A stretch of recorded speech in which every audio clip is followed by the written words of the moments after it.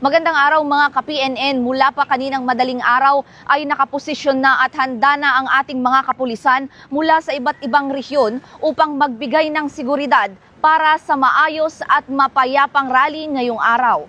Mas pinaigting na seguridad ang ipapatupad ngayon dito sa Ayala Bridge bilang paghahanda sa pangalawang bahagi ng Trillion Peso March Rally ngayong linggo kasabay ng paggunita sa Bonifacio Day. Nakadeploy na ang mga pulis sa paligid ng tulay at pangunahing kalsada upang matiyak ang kaligtasan ng publiko at maayos na paggalaw ng mga rallyista.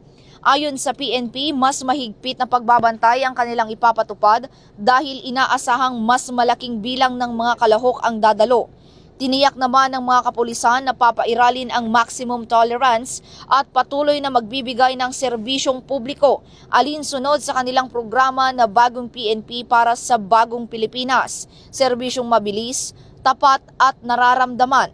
Ayon kay Police Colonel Emil A. Tumibay, ang Deputy District Director for Operations ng Manila Police District, nakahanda na ang kanilang hanay sa anumang sitwasyon upang masiguro ang mapayapang paggunita ng nasabing aktibidad. Ngayon, maayos yung sitwasyon natin ngayon.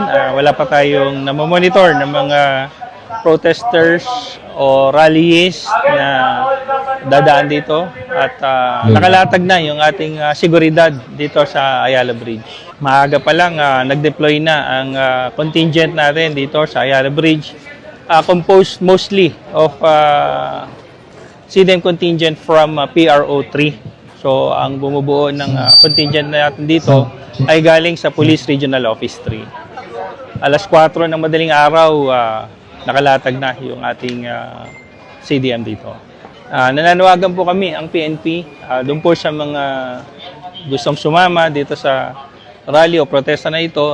Hindi po namin pinipigilan ang kanilang karapatan na magpahayag ng kanilang saloobin. Subalit, gusto po namin silang palalahanan na maging mahinahon sa pagpapahayag ng kanilang mga damdamin.